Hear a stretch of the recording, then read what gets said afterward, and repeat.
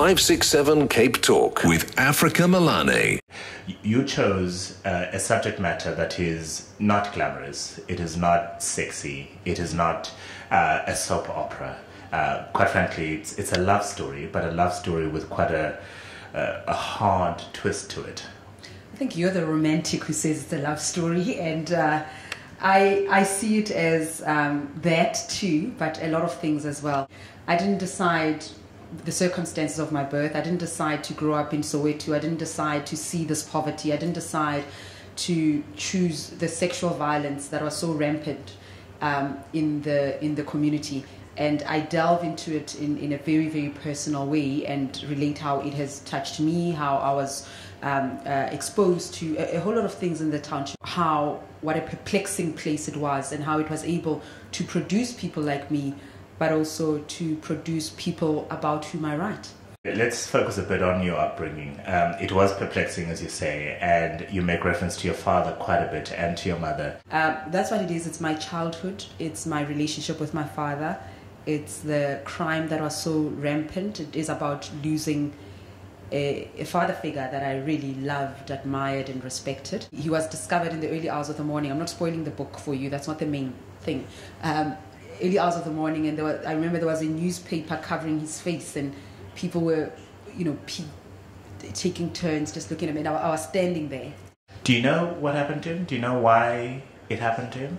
People have been waiting for this book about my father, and it's not coming yet. But there's a little bit there about him. No. But I'll answer that question another time. Right now, I'm talking about a male figure who almost replaced my dad. After my father died, I befriended the male figure. And his name is Mabegzo. He's, at the time, 21, 22 years old.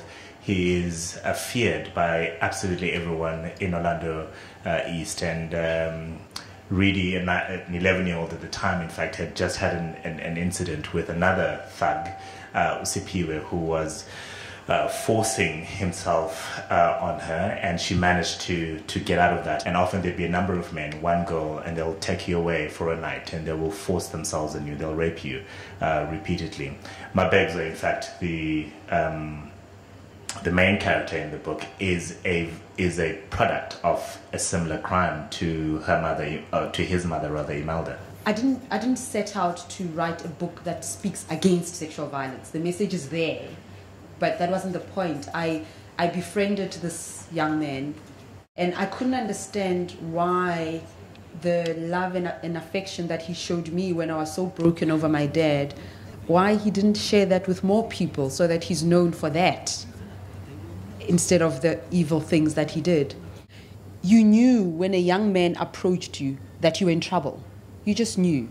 And with Sipiwe, there's that as well, the guy who used to torment me. But with this guy, Mabegzo, he was none of those things. He was clean, he was gorgeous, So I thought there was an older person coming to me, and as a child, you taught to, respond or whatever, do as you told. So I didn't understand what he wanted when he came to me. I didn't think that was the criminal about whom I'd heard so many things. Oh, but I remember the atmosphere was so charged because he was notorious. People just scattered in different directions. And only after he'd left, after stroking my cheek, and I walked home, and my neighbors were there, my aunts were there, because they thought I'd just been jack-rolled by him. Boys wouldn't just identify you and grab you, they'll mark you, so he'll torment you. There's a build-up to this thing.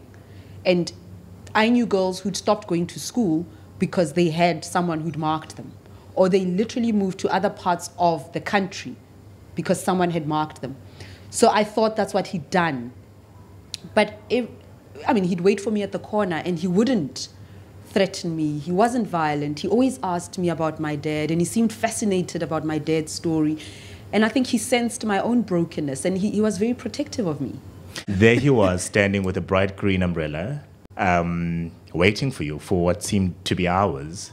And the umbrella was big enough just to cover you. And he spent the entire time walking you home, covering you while he was exposed to the rain. And you spent that entire time walking home crying. I knew he was waiting at the corner as well. So I thought, at that time, I was so connected to him that I didn't want to miss him.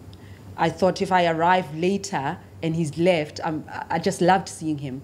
And there he was standing. He had some plastic bags and an umbrella that he used to cover me, and he walked me home. And for me, even now, that was just the most selfless act, and I was touched, and I cried on the way. And that was the last day I saw him. Because the next day, when you got out of school, you went to the very same corner. There he was, dead. Do you think you're responsible for his death? We established a routine, and people knew at a particular time, if you want him, you'll find him at that corner. He knew that there were people looking for him, but in broad daylight, there he was. I no longer feel guilty for having encountered such a low life, because I understand why he became the way that he was. And I think society should sometimes take responsibility for the trauma it visits on children. Because if you think about it, it's not only the external world that damaged him. It's from home, inside his home, where he should have been most loved. It is a book that will leave you with introspection. It is a book that will leave you reflecting on the people that you know in your life who might be a terror, a monster. And it's going to leave you thinking, what is it that I can do now differently to access the love, the humanity, the softness in the person? Because in Mabegzo, there was love, and an 11-year-old Redi managed to find it. Jane Raffaelli actually said it best yesterday, that it's a book that is breaking the silence, and you have no clue, no idea what kind of impact it's going to have on society and the people who are going to read it. Just echoing those words. All right, suffice to say, Redi, thank you very much.